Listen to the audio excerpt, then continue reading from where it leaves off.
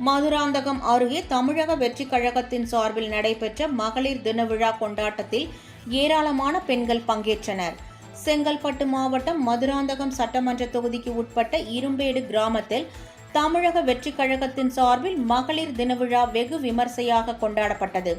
இதையொட்டி நடைபெற்ற இசை நாற்காலி, லெமன் வித் ஸ்பூன் மற்றும் கோலப் போட்டிகளில் ஏராளமான பெண்கள் ஆர்வமுடன் பங்கேற்றனர்.